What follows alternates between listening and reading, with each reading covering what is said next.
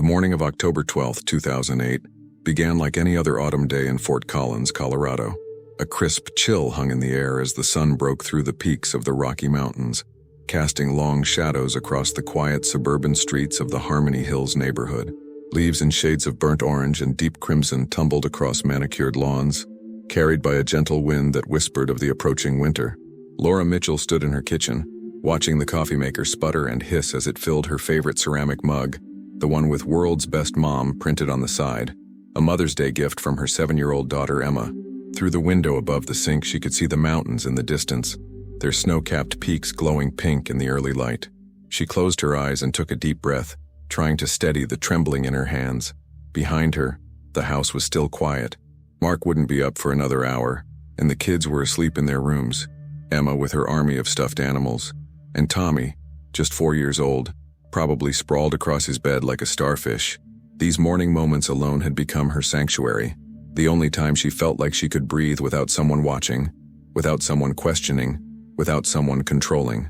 Laura was 32 years old, with honey blonde hair that fell past her shoulders and green eyes that had lost some of their brightness over the past few years. Once she had been vibrant, full of laughter and dreams. She had wanted to be a teacher, to travel, to write.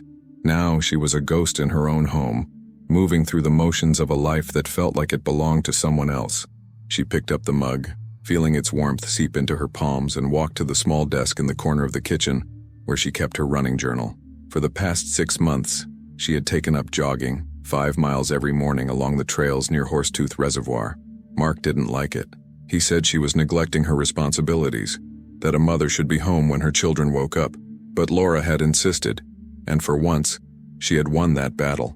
Those morning runs had become more than exercise. They had become her escape plan. She glanced at the clock. 6:47 a.m. Mark's alarm would go off at 7:30.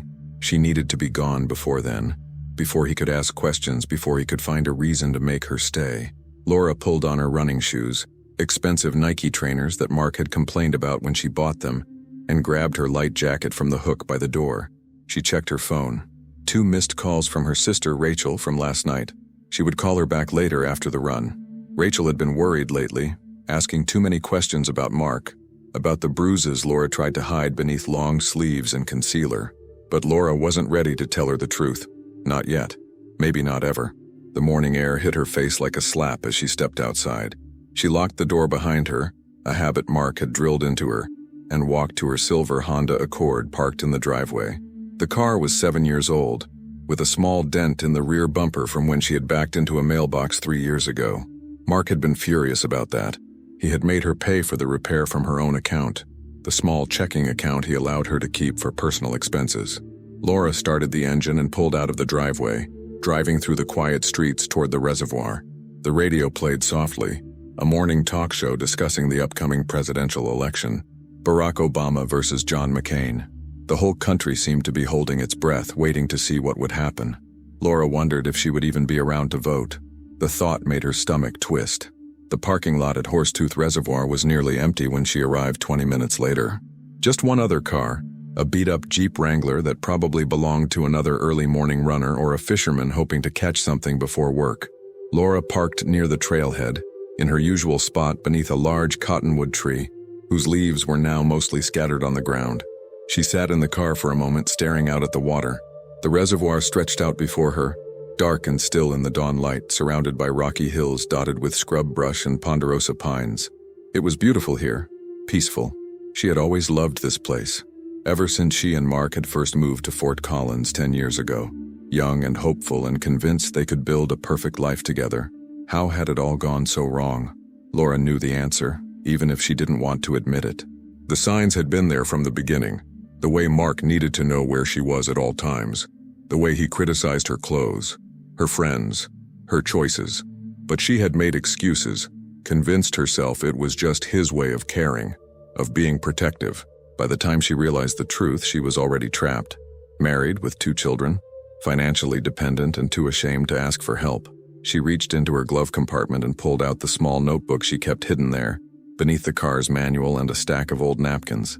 Inside were names, phone numbers, addresses, information she had been collecting for months, contacts for domestic violence shelters, legal aid organizations, women who had escaped situations like hers, and one other name, written in careful letters at the top of the page: Detective Daniel Hayes. She had met him 6 weeks ago, purely by accident. She had been at the grocery store in the cereal aisle, trying to decide between the brand Emma liked and the cheaper store brand Mark insisted she buy. A man had reached past her to grab a box from the top shelf, apologizing when he nearly knocked her basket from her arm. They had locked eyes for just a moment, and Laura had seen something there: concern, recognition, understanding. "Are you all right?" he had asked, his voice low and careful. Laura had nodded quickly, instinctively touching the fading bruise on her cheekbone that she had covered with foundation that morning. But he had seen it anyway. She could tell by the way his expression changed, the way his jaw tightened. He had handed her a business card. "If you ever need help," he had said simply, "call me. Detective Daniel Hayes, Fort Collins Police Department, Violent Crimes Division." Laura had kept the card hidden in the notebook in her glove compartment. She had called him once 2 weeks ago from a payphone outside a gas station while Mark thought she was at the pharmacy. Daniel had listened to her story without interruption, without judgment. He had told her he could help, that he knew people, that there were ways to get out safely. He had asked her to meet him just to talk, to make a plan. She had agreed to meet him today after her run, at a coffee shop on the other side of town, far from anywhere Mark would ever go, just to talk, just to see what her options were. Laura tucked the notebook back into the glove compartment and stepped out of the car. The cold morning air filled her lungs as she began to stretch, preparing for her run. But her mind was elsewhere, replaying the phone conversation with Daniel, imagining what she would say to him, how she would explain the mess her life had become. She didn't notice the dark sedan that had pulled into the parking lot behind her, or the figure watching from behind tinted windows. Laura started her run, following the familiar trail that hugged the edge of the reservoir. Her breath came in steady puffs of white vapor, her shoes crunching on the gravel path. The sun was fully up now, painting the sky in shades of gold and blue. A few other runners passed her, offering friendly nods. A cyclist whizzed by, calling out a cheerful, "Good morning." She ran harder than usual, pushing herself, feeling the burn in her legs and lungs. It felt good to hurt in a way she could control. She rounded a bend in the trail, entering a more secluded section where the trees grew thick and the sound of the water lapping against the shore seemed louder. That's when she heard the footsteps behind her.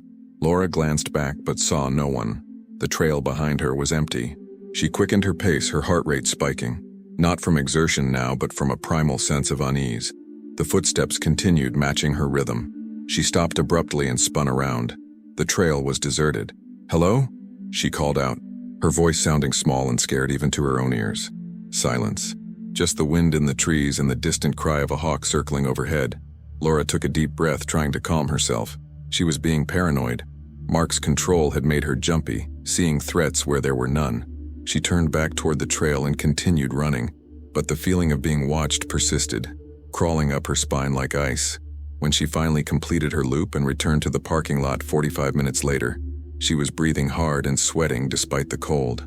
Her car sat exactly where she had left it, alone now. The Jeep was gone. Laura pulled her keys from the small pocket in her running jacket and unlocked the door. That's when she saw it, a folded piece of paper tucked under her windshield wiper. Her hand shook as she reached for it. She unfolded the paper slowly, her eyes scanning the handwritten message. "I know what you're planning. Meet me at the old boat launch. Come alone. We need to talk. D." Laura's blood turned to ice. How did he know? Had Daniel changed their meeting place? Why would he leave a note instead of calling? She looked around the empty parking lot, suddenly feeling exposed and vulnerable. Her phone was in the car. She grabbed it and checked for messages. Nothing. No missed calls from Daniel. Something was wrong. But what choice did she have? If Daniel knew about her plans, if he had information that could help her, she needed to hear it. The old boat launch was just half a mile down the shore, accessible by a dirt road that branched off from the main parking area. She had passed it countless times on her runs. Laura got back in her car and started the engine. Her instincts screamed at her to drive home, to forget this whole thing, to keep living the nightmare she knew rather than risk whatever waited for her at that boat launch. But another part of her, the part that had been dying slowly for years, pushed her forward. She drove down the narrow dirt road, branches scraping against her windows. The old boat launch came into view, a crumbling concrete ramp leading down to the water, surrounded by tall grass and abandoned fishing equipment. No other cars were visible. Laura parked and stepped out, the wind whipping her hair across her face. The sun was higher now, but here, sheltered by hills, it felt darker somehow, more ominous. "Hello?" she called out. "Daniel?" No answer. She walked toward the water's edge, her shoes crunching on broken glass and gravel. The reservoir stretched out before her, vast and unknowable. She felt so small standing there, so insignificant. That's when she heard the car door slam behind her. Laura spun around, but it wasn't Daniel standing there. It was Mark. Detective Daniel Hayes stood in the parking lot of Horsetooth Reservoir, his hands shoved deep into the pockets of his worn leather jacket, watching the crime scene technicians photograph Laura Mitchell's abandoned Honda Accord. The morning sun had climbed higher now, burning away the early chill, but Daniel felt cold to his core. Something about this case felt wrong from the very beginning, a nagging sensation in his gut that he had learned never to ignore during his 15 years on the force. The silver Honda sat exactly where Laura had parked it that morning, driver's door slightly ajar, keys still in the ignition. Her phone lay on the passenger seat, powered off. A half-empty water bottle rested in the cup holder, and her running journal sat open on the dashboard. The last entry dated today. 6 miles planned. Need to clear my head. Detective Hayes? A young uniformed officer approached, his notebook open. We've completed the initial canvass of the area. No witnesses so far. The only other vehicle registered in the lot this morning was a Jeep Wrangler. Belongs to a local fisherman named Robert Chen. We tracked him down at work. He left around 7:15. Says he didn't see anything unusual. Daniel nodded, his sharp blue eyes scanning the tree line beyond the parking lot. He was 41 years old, tall and lean with dark hair beginning to gray at the temples. His face was angular, weathered by years of late nights and difficult cases, but his eyes remained alert, missing nothing. He had a reputation in the Fort Collins Police Department as a closer, someone who didn't give up until answers were found. But he also had a reputation as a loner, someone who kept his personal life locked away behind professional walls that no one could penetrate. "What about the husband?" Daniel asked. "Mark Mitchell. Where was he this morning?" The officer flipped through his notes. "Home with the kids. Says his wife left for her morning run around 6:50. When she didn't return by 9:30, he called her sister first, then reported her missing at 10:15. He's pretty shaken up." "I'll bet he is," Daniel muttered, his jaw tightening. He had seen too many cases like this. Women who disappeared, husbands who played the concerned spouse while hiding dark secrets. Statistics didn't lie. In cases of missing women, the intimate partner was involved more than 60% of the time. "Sir?" The officer looked confused. "Nothing. Get me everything you can on Mark Mitchell. Employment records, financial history, criminal background, everything. I want to know if he's so much as gotten a parking ticket." Daniel turned back to the car, walking slowly around it, examining every detail, and find out if there were any reports of domestic disturbances at their address. Sometimes neighbors see things, hear things. "Yes, sir." Daniel crouched beside the driver's door, careful not to contaminate the scene. The crime scene techs had already dusted for prints, photographed everything from multiple angles. He could see Laura's running shoes had left muddy prints on the floor mat. She had completed at least part of her run. The mud was still slightly damp, mixed with gravel and pine needles consistent with the reservoir trails. He stood and walked toward the trailhead, following the path Laura would have taken. The trail was well maintained, popular with locals for running, hiking, and cycling. As he walked, Daniel's mind worked through the possibilities. Scenario 1. Laura had finished her run, returned to her car, and someone had taken her, forced or otherwise. But there were no signs of struggle in the parking lot, no defensive wounds that crime scene had found so far. Scenario 2. She had left voluntarily. But why? And why leave her car, her phone, her identification?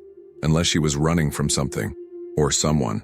Daniel had interviewed enough victims of domestic violence to recognize the signs. The way women became smaller, quieter, always apologizing. The way they monitored their surroundings constantly, flinching at sudden movements. He had seen it in his own mother years ago, before she finally found the courage to leave his father. That experience had shaped him, driven him to become a detective to protect those who couldn't protect themselves. He returned to the parking lot as a dark blue sedan pulled up. His partner, Detective Sarah Chen, a sharp-minded 36-year-old who had transferred from Denver 2 years ago. She stepped out, pulling her black hair into a ponytail, her expression grim. "What do we have?" she asked, walking toward him. 32-year-old mother of 2. Disappeared during her morning run. Car abandoned, phone left behind. No signs of struggle. Husband claims she left around 6:50 and never came home. Sarah's dark eyes narrowed. The husband always claims that. What's your read on him?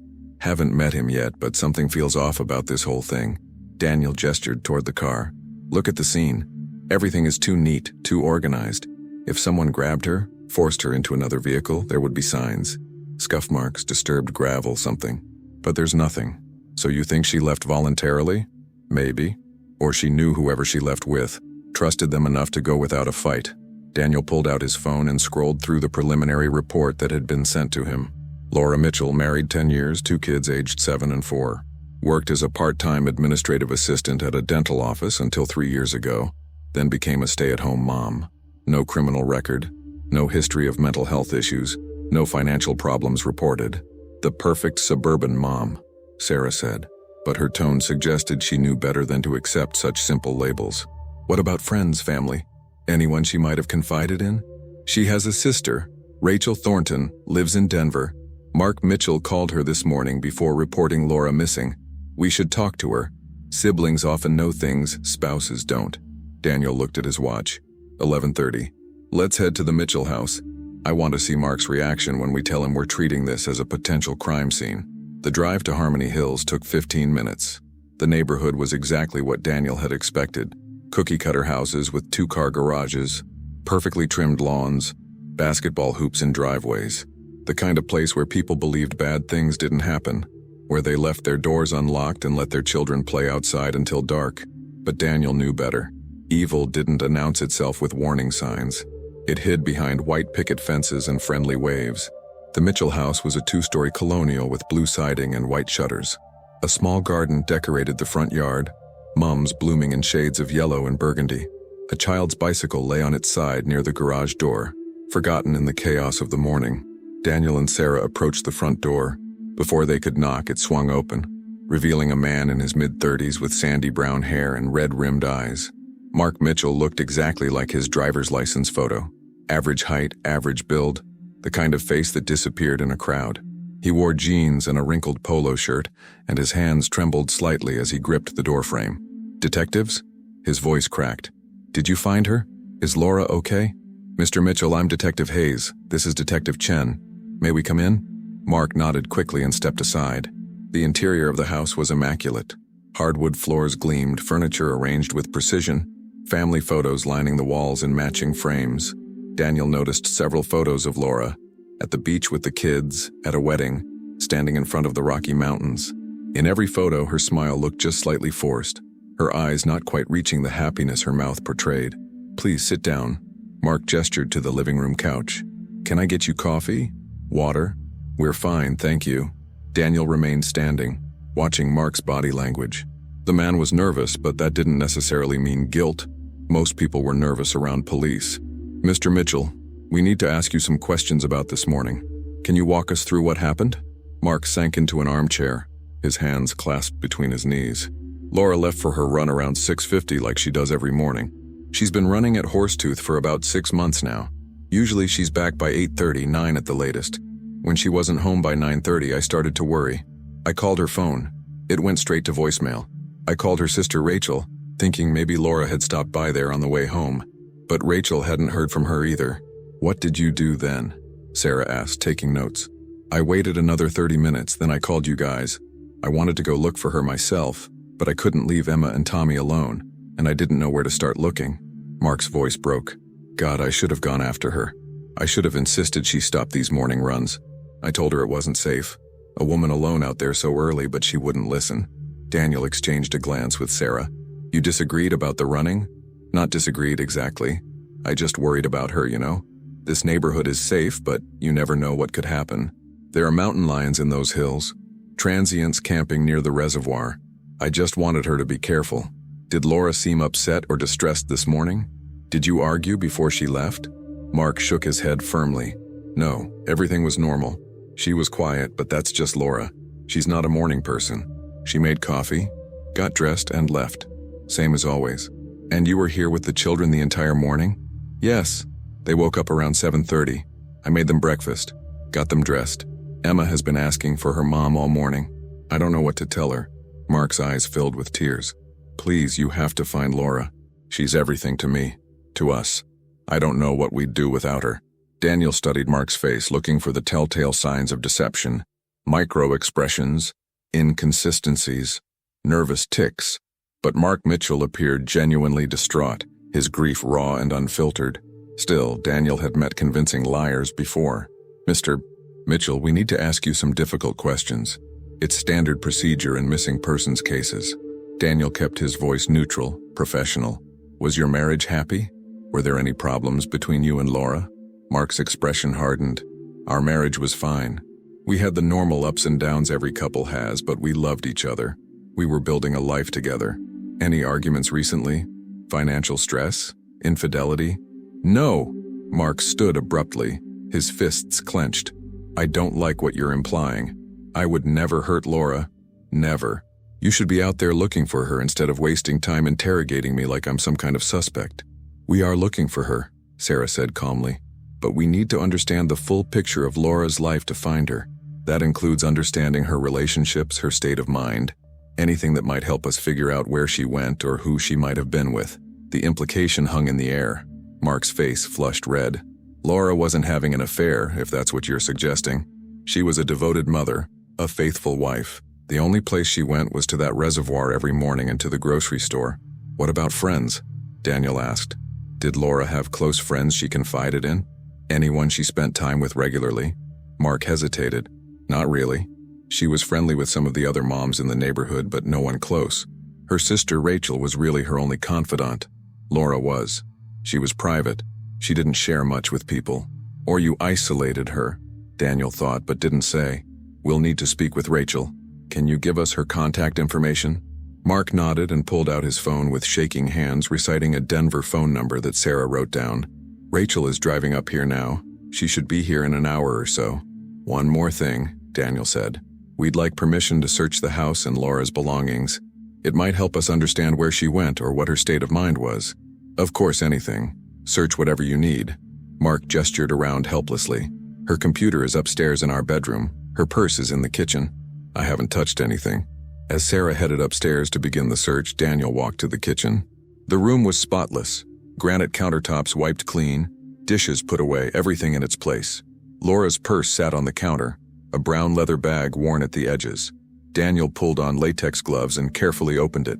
Inside, a wallet with $73 in cash, credit cards, Laura's driver's license, a pack of gum, chapstick, a grocery store receipt dated 2 days ago.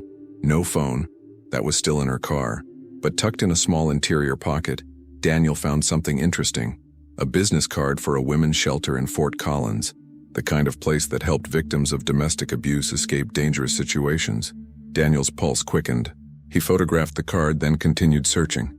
At the bottom of the purse, wrapped in a tissue, he found a small key. Too small for a house or car. A safe deposit box, maybe? Or a storage unit? Detective?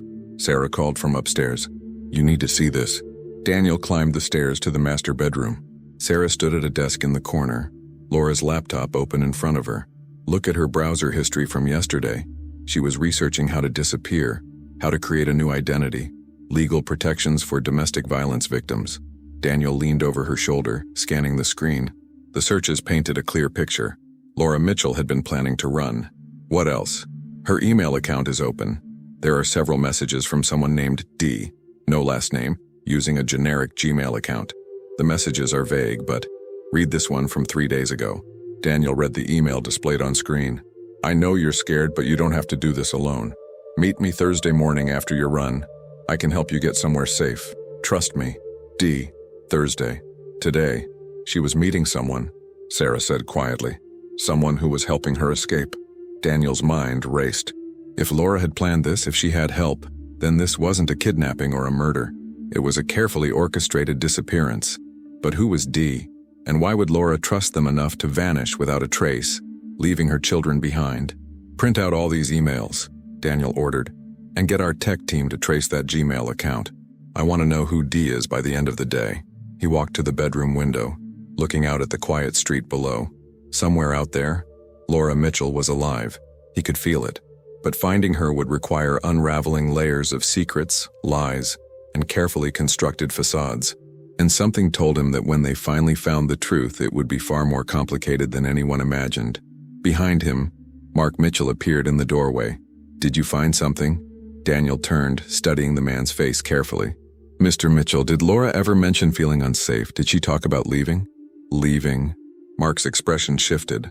Confusion, then hurt, then something else Daniel couldn't quite identify. "No, never. Why would she leave? We have everything here. A beautiful home, healthy children, a good life." "Sometimes," Daniel said slowly, "people have different perspectives on what makes a good life." Mark's eyes narrowed. "What are you saying?" "I'm saying your wife may have left voluntarily, Mr. Mitchell, and if she did, we need to understand why." The room fell silent. Outside, a car door slammed. Through the window, Daniel saw a woman rushing toward the house. Tall, with the same honey blonde hair as Laura, her face etched with worry. Rachel Thornton had arrived. "Excuse me?" Mark said stiffly, leaving to answer the door. Sarah looked at Daniel. "What do you think? Was this a kidnapping or an escape? I don't know yet, but I intend to find out." Daniel pulled out his phone and dialed the station. "This is Detective Hayes. I need surveillance footage from all traffic cameras within a 10-mile radius of Horsetooth Reservoir from 6 a.m. to 11 a.m. this morning, and send someone to check with local bus stations, rental car companies, anywhere someone might go if they wanted to leave town quickly." As he ended the call, Rachel's voice echoed from downstairs, raw with anguish. "Where is my sister? What have you done with her?" Daniel descended the stairs to find Rachel confronting Mark in the foyer, her finger jabbing at his chest, tears streaming down her face. 2 uniformed officers had followed her in, trying to calm the situation. "Ms. Thornton," Daniel said firmly, "I'm Detective Hayes. I need you to come with me. We need to talk about your sister." Rachel turned to him, her green eyes, so much like Laura's, filled with desperation and something else, something that looked almost like guilt. "I know what happened," Rachel said, her voice breaking. "I know why Laura disappeared, and it's all my fault." Detective Daniel Hayes led Rachel Thornton into a small interview room at the Fort Collins Police Department. The room was deliberately sparse, gray walls, a metal table bolted to the floor, uncomfortable chairs designed to make people want to talk and leave. A video camera mounted in the corner blinked with a tiny red light, recording everything. Detective Sarah Chen sat across from Rachel, a box of tissues positioned within reach, though Rachel hadn't stopped crying since they'd left the Mitchell house. Daniel studied her carefully as she settled into the chair. Rachel Thornton was 35 years old, 3 years older than Laura, and the resemblance between the sisters was striking. Same delicate bone structure, same troubled green eyes. But where Laura's appearance in the photos had been carefully controlled, hairstyled, makeup perfect, clothes conservative, Rachel presented differently. She wore jeans with holes in the knees, a faded concert t-shirt, minimal makeup. Her hair was pulled back in a messy bun, and silver rings decorated several of her fingers. She looked like someone who had rejected the suburban dream her sister had been living. "Ms. Thornton," Daniel began, his voice measured and calm. "Before we start, I need you to understand that this conversation is being recorded. You're not under arrest and you're free to leave at any time. But you said you know what happened to Laura. We need you to tell us everything." Rachel nodded, wiping her eyes with the back of her hand. Her voice came out hoarse, broken. "I should have done something sooner. I should have made her leave him years ago, but she wouldn't listen and She broke off, pressing her palms against her eyes. "God, I can't believe this is happening." "Take your time," Sarah said gently, pushing the tissue box closer. "Start from the beginning. Tell us about Laura's relationship with Mark." Rachel took a shuddering breath. It wasn't always bad. When they first got together, Mark seemed great. Attentive, successful, stable. Everything our parents wanted for her. They got married young. Laura was only 22. I was already in Denver, working, living my own life. I didn't see them much in those first few years. "When did things change?" Daniel asked. "Gradually. So gradually that Laura didn't even notice at first. It started with small things. Mark suggesting what she should wear, who she should spend time with, how she should spend her money.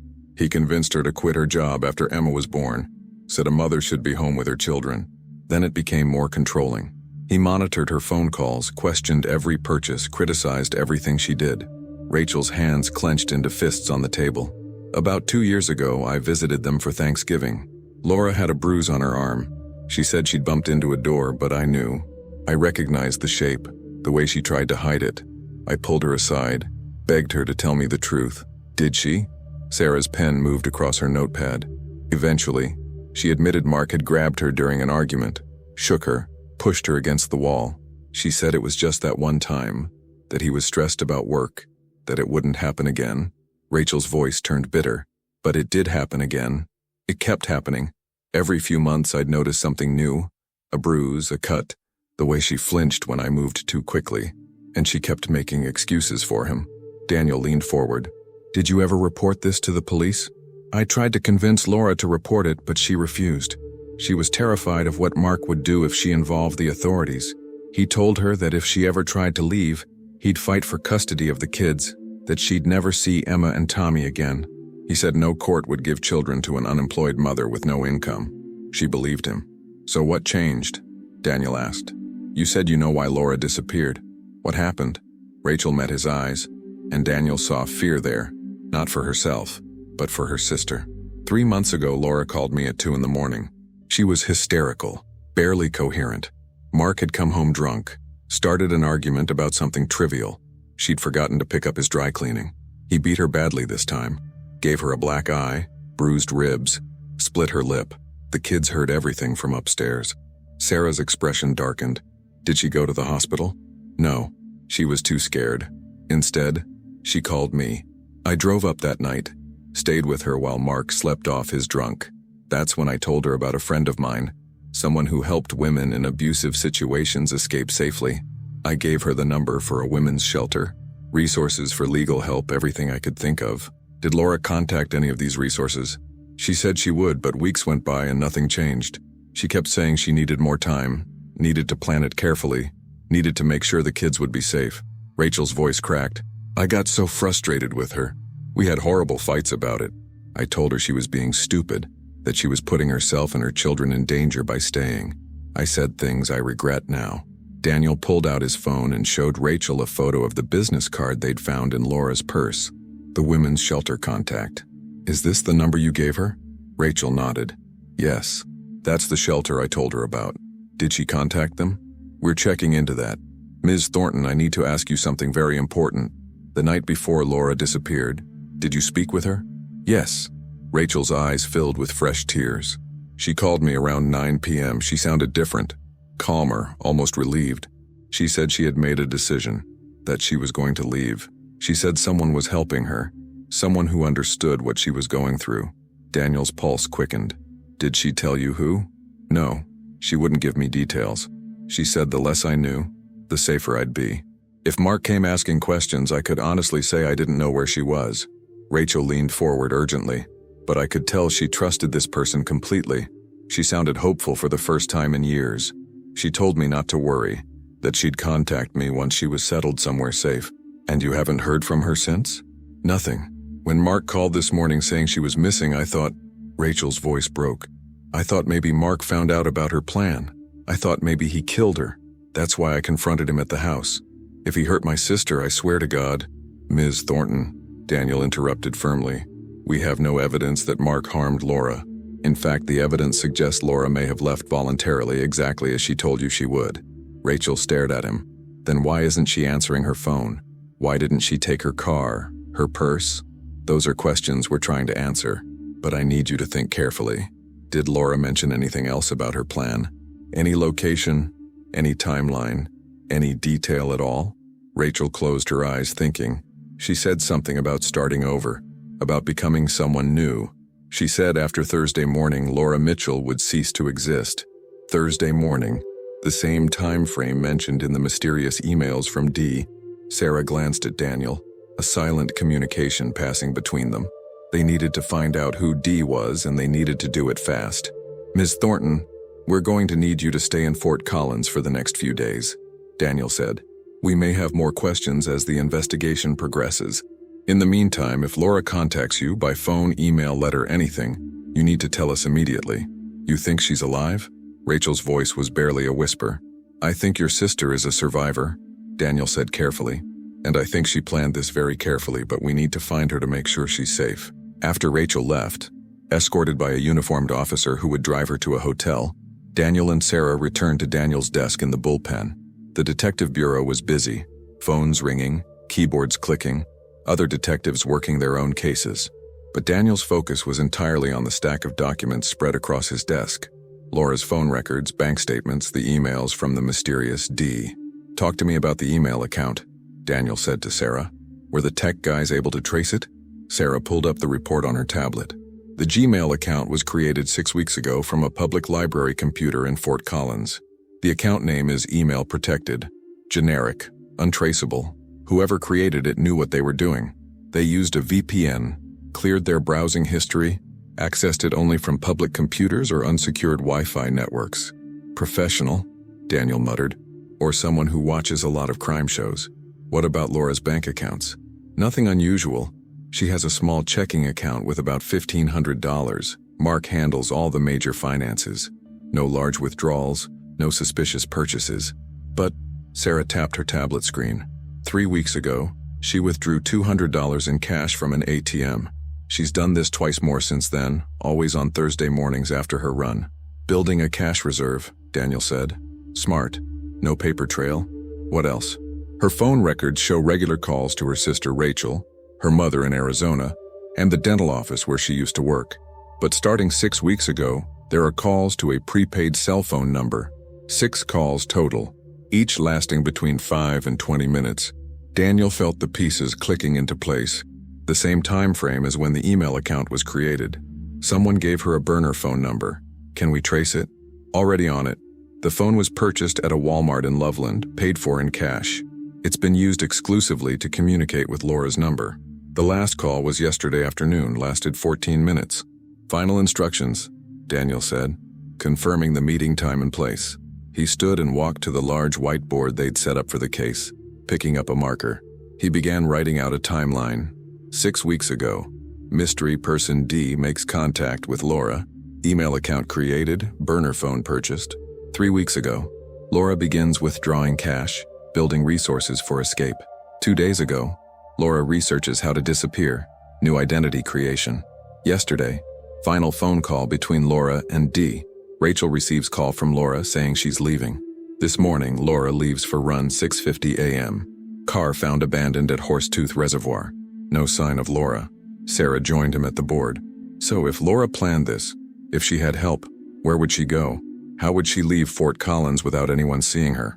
That's what we need to figure out. Daniel turned to his computer and pulled up the surveillance footage they'd requested from traffic cameras. For the next 2 hours, he and Sarah reviewed footage from every camera within a 10-mile radius of the reservoir, looking for Laura's Honda, looking for any vehicle that might have picked her up. At 2:47 p.m., Sarah suddenly sat up straight. "Daniel, look at this." She rewound footage from a camera on Highway 287, about 3 miles from Horsetooth Reservoir. The timestamp read 7:32 a.m., 42 minutes after Laura had left her house.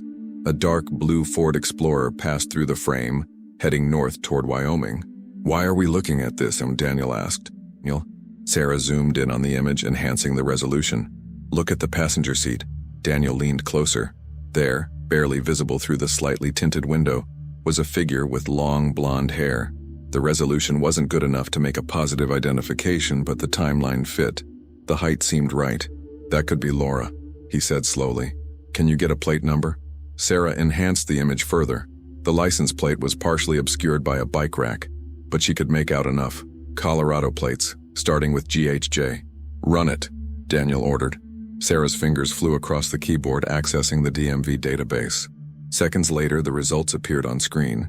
The Ford Explorer was registered to a Daniel R. Hayes with an address in Fort Collins. The room went silent. Sarah stared at the screen, then at Daniel. That's your name?" Daniel felt his blood turn to ice.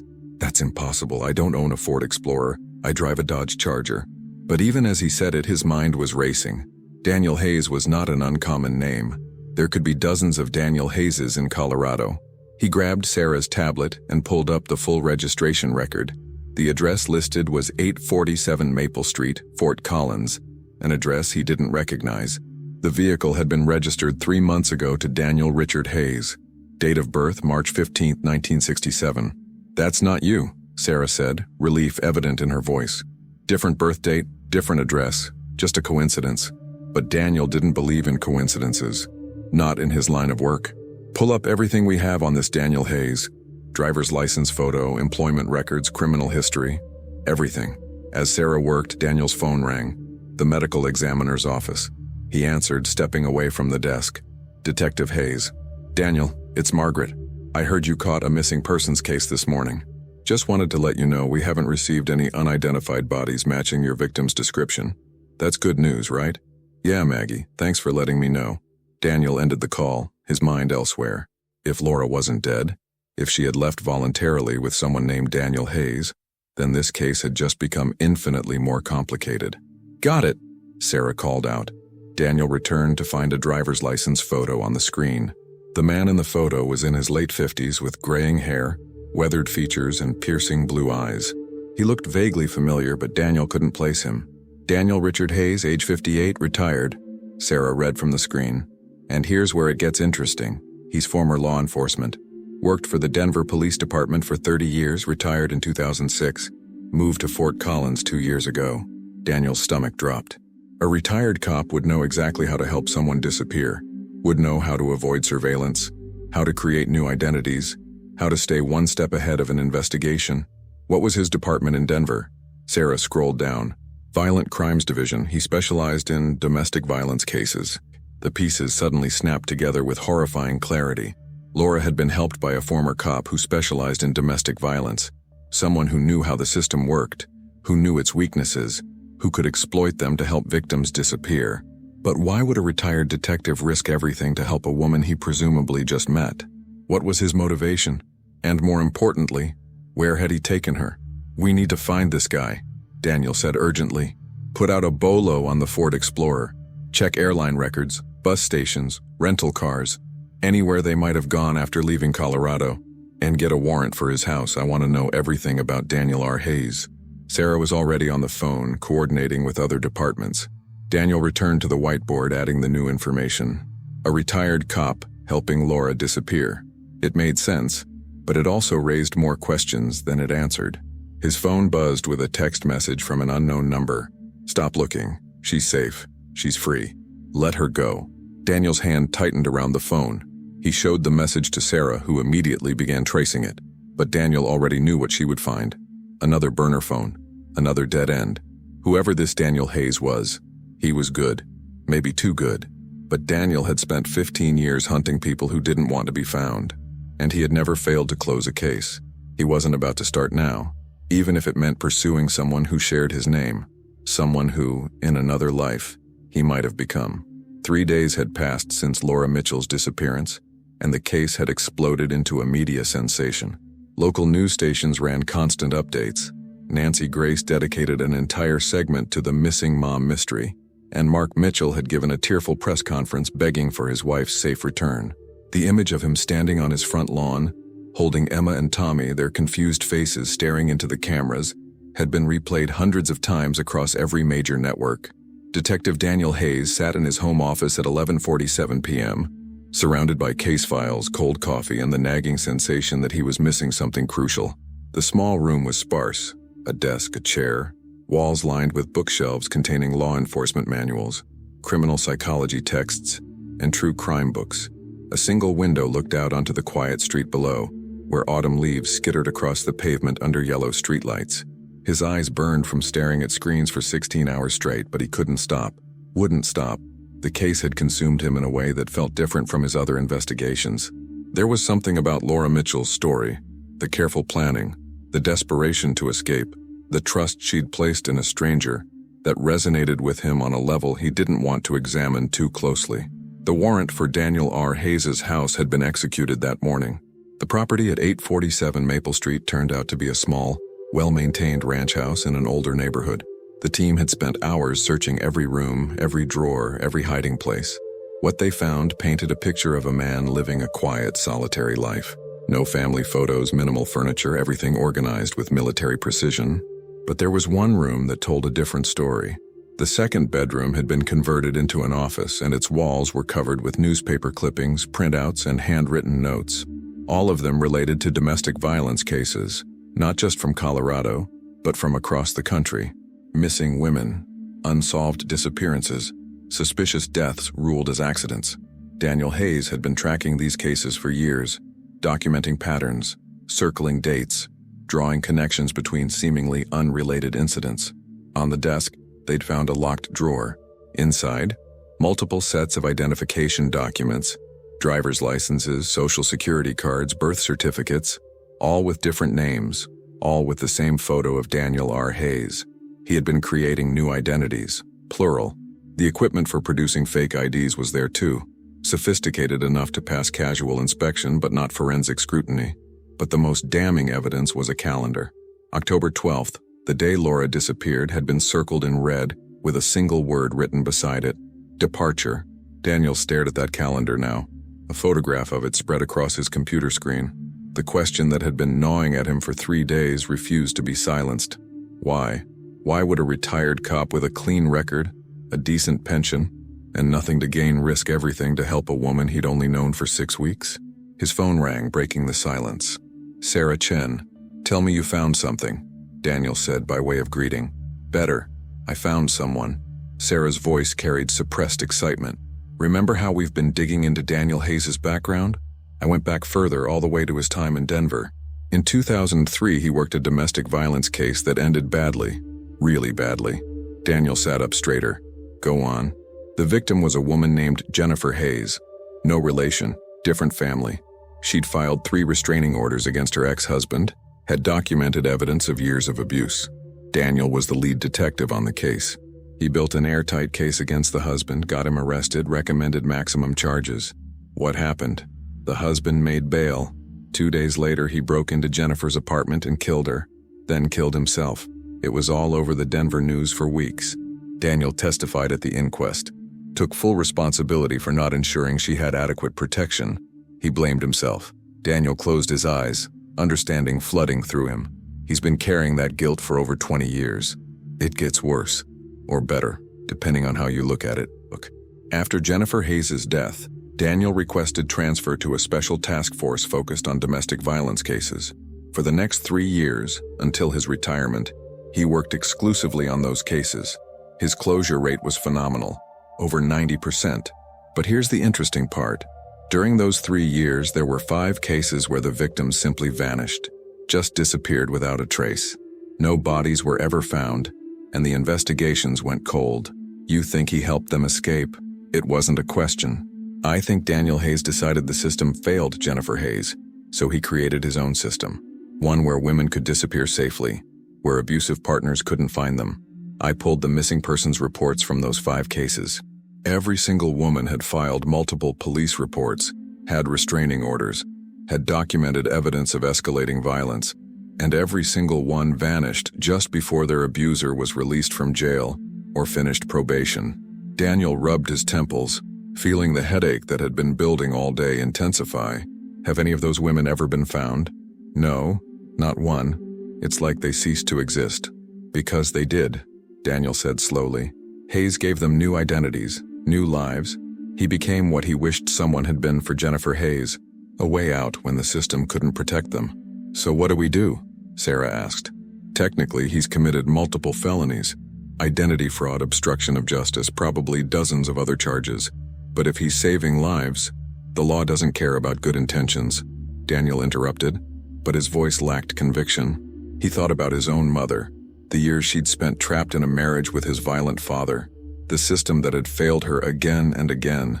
If someone like Daniel Hayes had been around back then, would she have taken that offer? Would Daniel have blamed her? "There's more," Sarah continued. "I tracked down the financial records for Daniel Hayes' house. He doesn't have a mortgage, paid cash 3 years ago, and his bank account shows regular deposits from an offshore account in the Cayman Islands. We're talking about serious money, Daniel. Someone is funding this operation, or multiple someones. Other victims he's helped maybe. Setting up a support network?" Daniel opened a new browser window, his fingers flying across the keyboard. "What's the name of that offshore account?" "Sanctuary Holdings. Very appropriate. Our financial crimes unit is working on getting access to the full records, but it's going to take time with all the international red tape." Daniel made a note. "In the meantime, we need to focus on finding Hayes and Laura. The bolo on his vehicle hasn't turned up anything?" "Nothing. It's like they drove that Ford Explorer into a black hole. We've checked every traffic camera, every toll booth, Every border crossing within 500 miles. Either they changed vehicles or Hayes knows routes that avoid all surveillance. My money's on option 2. He's had years to plan escape routes. Daniel pulled up a map of Colorado and surrounding states on his screen. Think about it from his perspective. He can't take major highways, too many cameras, can't fly. TSA would flag Laura's ID. Can't take a bus or train for the same reason. So how does he move someone across state lines without leaving a trace? Sarah was quiet for a moment, thinking. Back roads, wilderness routes, places without cameras or checkpoints. Exactly. And Hayes grew up in Colorado, worked here for decades. He knows this terrain. Daniel zoomed in on the map, tracing potential routes with his cursor. If I were planning an escape, I'd head for a state with a lax ID verification laws, somewhere with a large population where 2 people could blend in easily. Somewhere Hayes might have connections from his time on the force. California, Texas, Arizona? Maybe. But those are obvious choices. Hayes is smarter than that. Daniel leaned back in his chair, closing his eyes, trying to think like the man he was hunting. Where would you take someone who needs to completely disappear? Where would you build a new identity that could withstand scrutiny? His eyes snapped open. New Mexico. Why New Mexico? Think about it. It borders Colorado, but it's often overlooked. Smaller population than California or Texas, but still large enough to disappear into. Santa Fe, Albuquerque, Las Cruces, any of those cities could work. Plus, New Mexico has a large transient population, lots of people moving in and out. And, Daniel pulled up another screen. In 2007, New Mexico passed a law allowing undocumented immigrants to get driver's licenses with minimal documentation. The law was controversial, but it's still on the books. Someone with Hayes' expertise could exploit that. That's a hell of a theory based on a hunch. It's not just a hunch. Look at the timeline. Hayes retired from Denver PD in 2006, moved to Fort Collins in 2007. Right after that, New Mexico law passed. He's been positioning himself at the perfect geographic location to help people escape south, Colorado to New Mexico, using back roads through the mountains that avoid all major checkpoints. Sarah was quiet, processing. Okay, let's say you're right. That's still a huge area to search. New Mexico is the 5th largest state in the country. We can't just knock on every door. No, but we can narrow it down. Daniel pulled up property records for New Mexico, entering Daniel Hayes' name in the search field. The system churned for several seconds, then displayed results. No properties registered under that name. He tried variations. D. Hayes, Dr. Hayes, Daniel R. Hayes. Nothing. Of course he wouldn't use his real name, Daniel muttered. He switched tactics, searching for properties purchased in the last 5 years with cash, no mortgage. The list was long, hundreds of results. He added filters. Single-family homes, purchased by individuals rather than corporations, within 50 miles of the Colorado border. The list shortened to 43 properties. Sarah, I'm going to send you a list. I need you to cross-reference these property owners with any known aliases for Daniel Hayes, any of those fake IDs we found in his house, any variation you can think of. On it. But Daniel, Sarah hesitated. What if we do find them? What then? Laura left voluntarily. She hasn't committed a crime, and while Hayes has definitely broken laws, he's also potentially saved multiple lives, including hers. Are we really going to drag her back to Fort Collins? Back to Mark Mitchell? It was the question Daniel had been avoiding for 3 days. Legally, his job was to close the case, to find Laura Mitchell and return her to her family. But morally, the answer was far more complicated. We find her first, Daniel said finally. Then we figure out the rest, but we need to know she's safe, that this wasn't some kind of... He stopped, a new thought occurring to him. Sarah, pull up the records on those 5 women who disappeared while Hayes was working domestic violence cases. I want to see the original missing persons reports. Why? We already know he helped them escape, because I want to confirm something. When you helped someone disappear, would you stay in contact with them afterward? Would you check in, make sure they're okay, ensure their abuser hasn't tracked them down? If I were Daniel Hayes, absolutely. These women aren't just cases to him. They're people he's saved. He'd want to make sure his work held up. So he's maintaining contact with at least 5 women, possibly more, scattered across the country. That's a network. That's communication. And communication leaves traces. Daniel opened a new search window. What if Hayes isn't working alone? What if some of those women he saved are now helping him save others? Sarah sucked in a breath. An underground railroad for domestic violence victims. That's what you're suggesting. It fits. Hayes provides expertise in logistics, but he'd need helpers, safe houses, job connections, people who can teach new identities how to navigate their new lives. Women who've been through it themselves would be perfect for that role. That's actually kind of brilliant and terrifying. If that network exists, finding Laura just got a lot harder. Daniel was about to respond when his computer chimed with an alert. An email had arrived in his work account. Sender unknown. Subject line: "You're looking in the wrong place." He opened it cautiously, aware it could be spam or malware, but the message inside made his blood run cold. "Detective Hayes, you're a good cop. Maybe too good. But you're asking the wrong questions. Mark Mitchell isn't who you think he is. Check his employment records from 2006-2007. Check where he worked before Fort Collins. Then ask yourself, what are the odds his wife would need to disappear? A friend." Daniel stared at the screen. "Sarah, are you seeing this? Just came through to me too." "Who the hell sent this?" "I don't know, but they want us to investigate Mark Mitchell." Daniel pulled up Mark's background check, something they'd done as routine procedure on day one. Mark Mitchell, age 36, accountant at Henderson & Associates, employed there for 9 years. Before that, he'd worked at a firm in Denver. Nothing suspicious. Until Daniel followed the email's advice and looked at 2006-2007. Mark Mitchell had worked at a company called Stratton Financial in Denver. The company no longer existed. It had dissolved in 2008.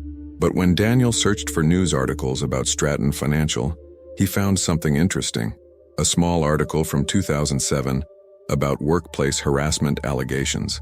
3 female employees had filed complaints against unnamed executives for creating a hostile work environment. The case had been settled out of court, details sealed. "Pull the sealed court records," Daniel ordered Sarah.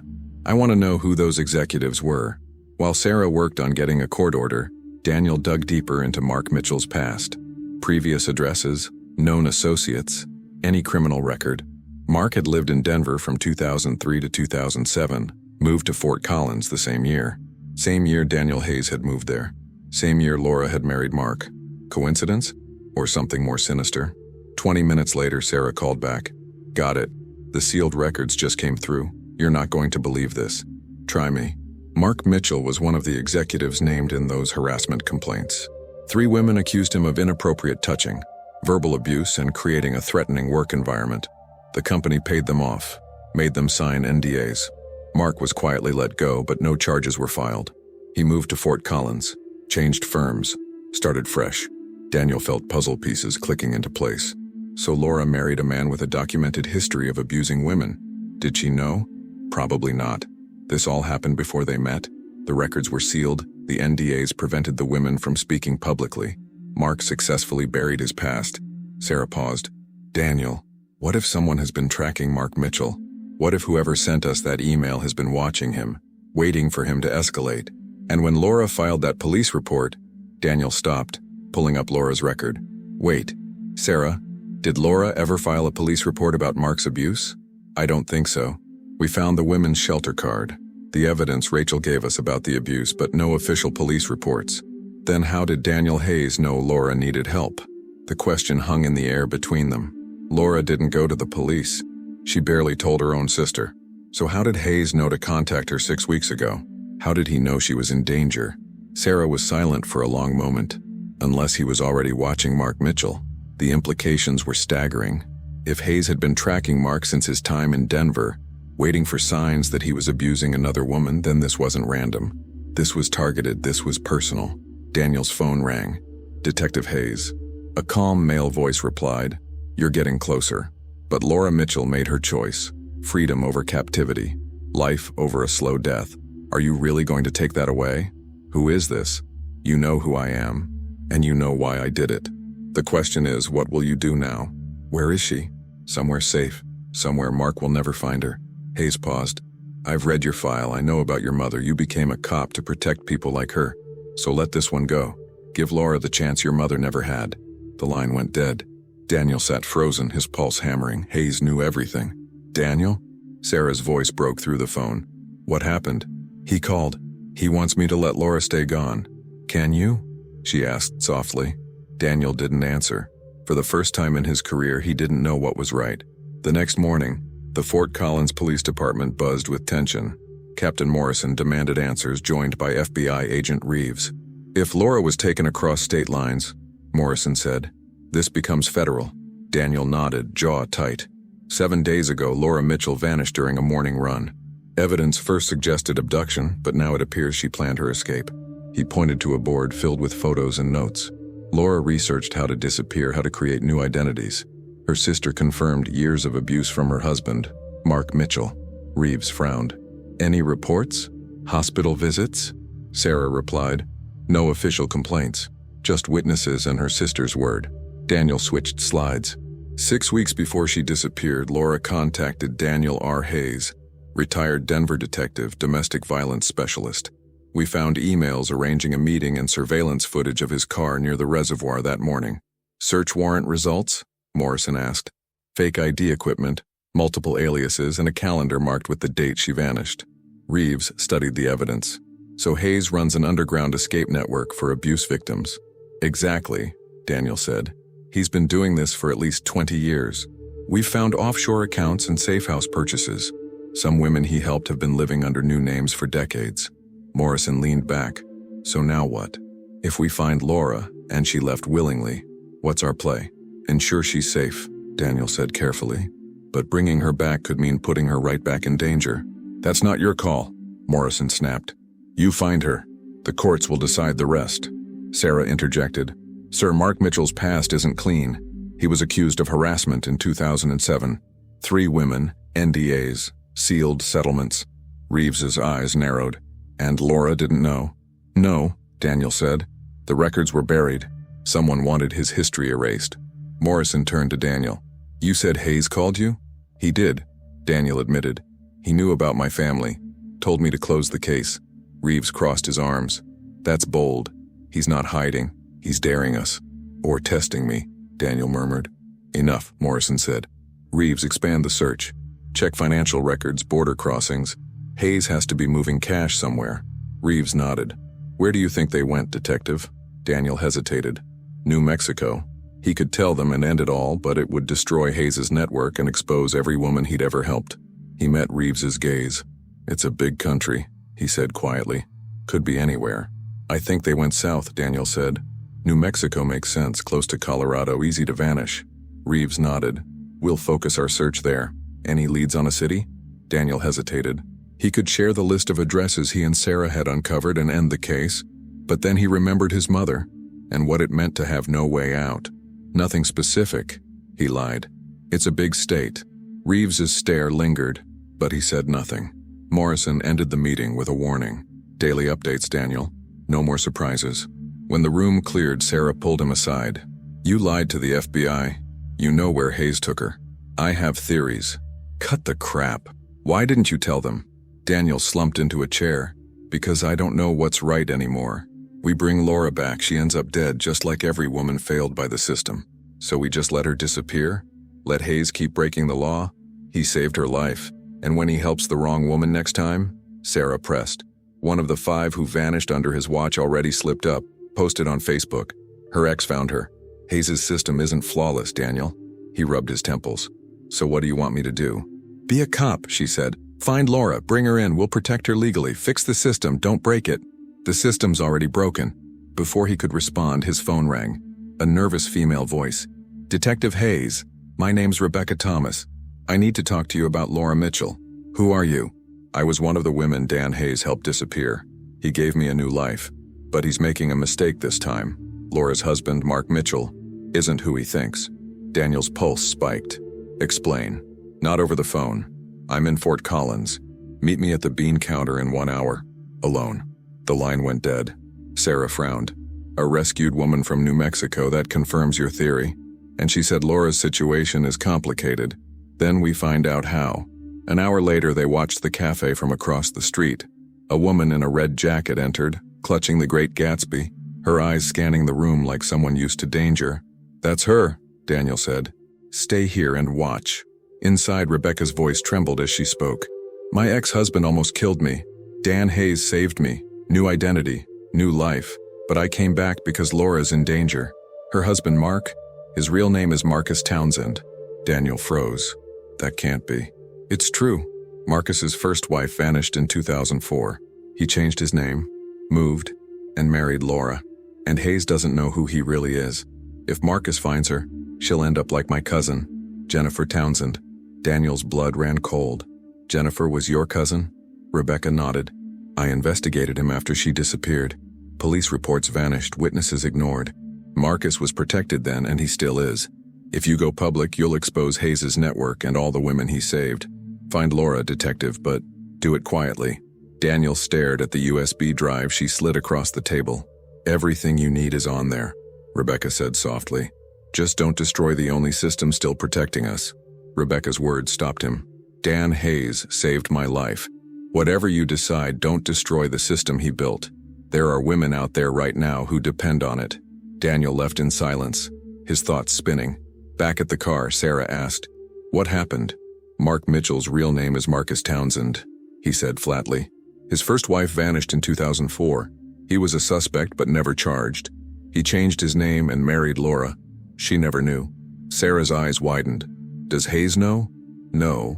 And if Marcus finds out she's alive? Daniel didn't finish. We should tell Morrison, the FBI.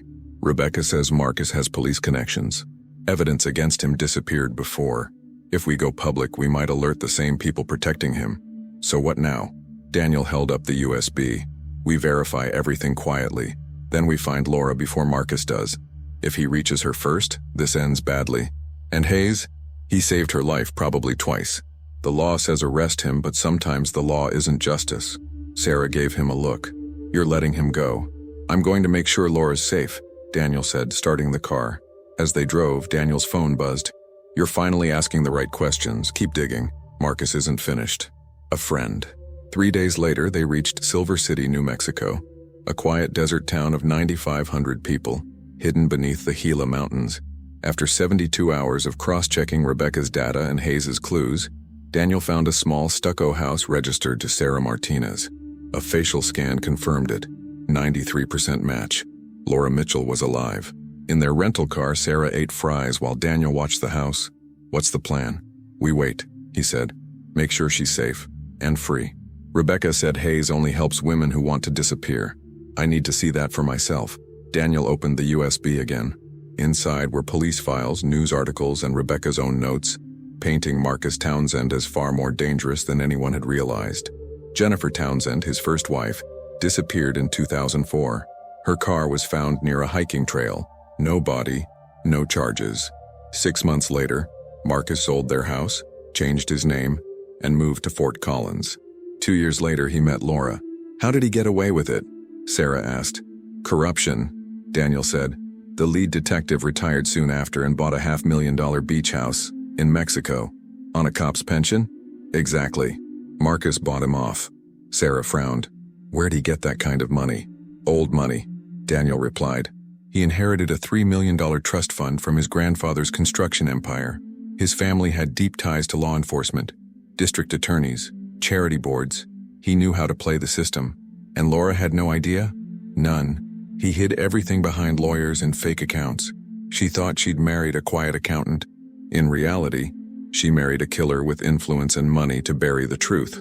If Marcus has resources, he'll find her, Sarah said, watching the house. We can't warn her, Daniel replied.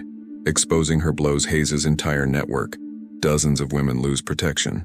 So we just walk away? She shot back. Daniel didn't answer.